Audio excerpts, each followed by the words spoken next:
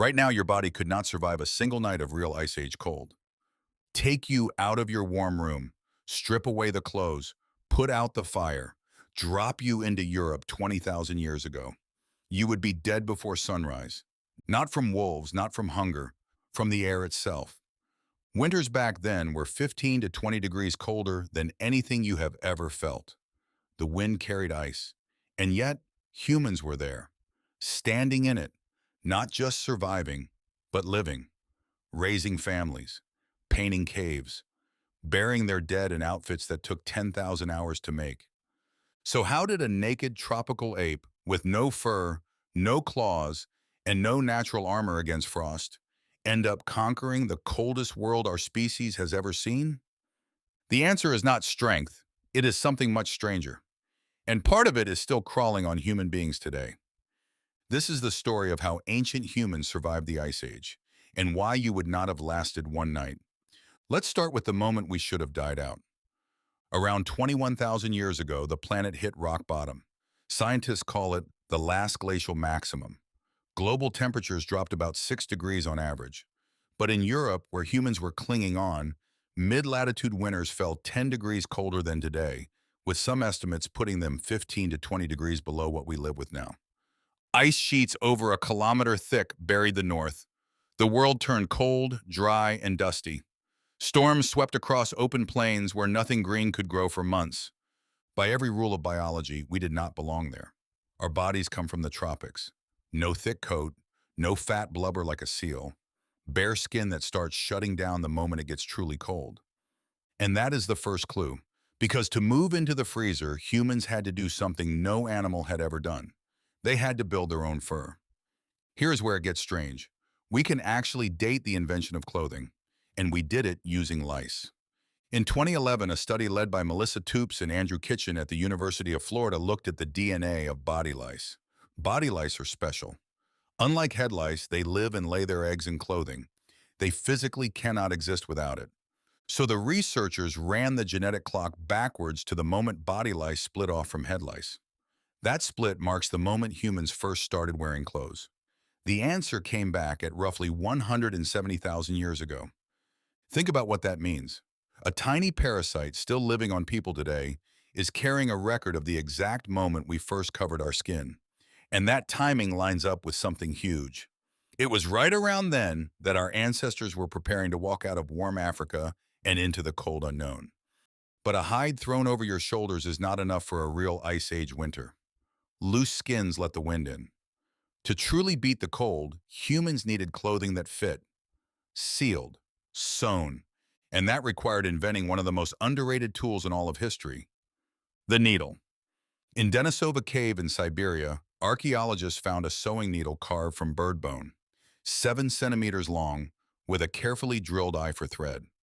It is around 50,000 years old, the oldest known needle on Earth, and it was probably made not by our species, but by the Denisovans, a cousin of humanity we barely knew existed a generation ago.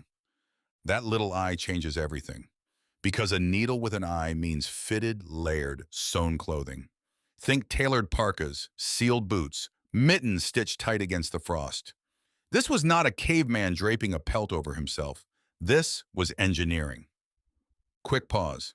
If your brain just did that little jump of surprise that a needle could be a survival weapon, do me a favor and hit the like button. It genuinely helps this channel reach more curious people. Okay, back to the cold. Because clothing alone still was not enough. When the wind is trying to kill you, you need walls. But there was a problem. On the open plains of Ice Age Ukraine, there were almost no trees, no wood to build with. So humans looked at the biggest thing on the landscape and made a decision that sounds insane. They would build houses out of monsters. At a site called Mezhyrich in Ukraine, archaeologists uncovered dwellings made almost entirely of mammoth bones. One structure used the bones of dozens of mammoths, skulls stacked as foundations, jawbones interlocked into walls, tusks curving overhead to hold up a roof of hides. Around 150 bones in a single hut.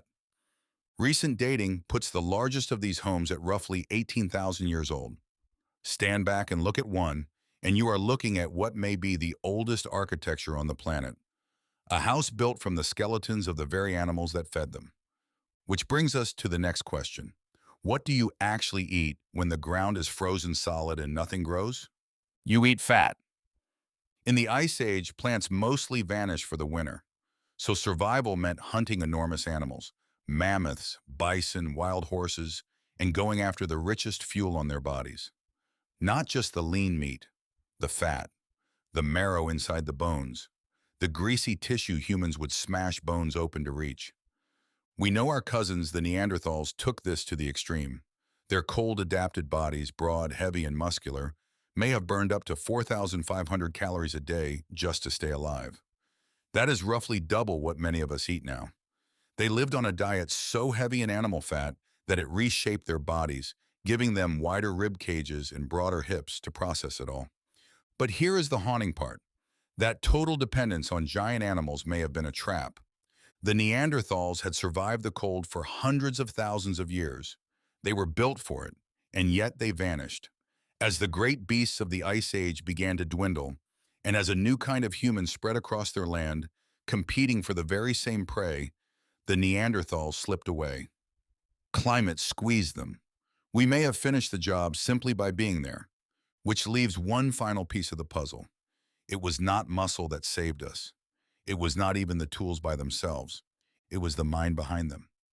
Consider a burial site called Sungir in Russia, dating back around 34,000 years. Inside, archaeologists found bodies covered in more than 13,000 tiny ivory beads, each one carved by hand from mammoth tusk. Experts estimate the beads alone would have taken around 10,000 hours to produce. 10,000 hours, in a world where a single freezing night could kill you. These people were not just surviving. They were sewing those beads onto fitted clothing, honoring their dead, creating beauty in the middle of an apocalypse of ice. And that is the real answer to how we made it. We survived the Ice Age not because we were strong, but because we could imagine. We could picture a warmer version of ourselves and then build it, thread by thread, bone by bone. A tropical animal walked into the coldest world it had ever known, and instead of dying, it invented its way out. It made its own fur. It built houses from giants. It turned the enemy, the cold, into a workshop. Everything you rely on to stay warm tonight, the sewn seam, the fitted sleeve, the wall against the wind, is an idea that was already old when the ice finally pulled back. We are the descendants of the ones who refused to freeze. If this made you look at that ancient world differently, you will want to see what those same early humans did when the sun disappeared for another reason entirely. Go watch our video on the Carrington event next.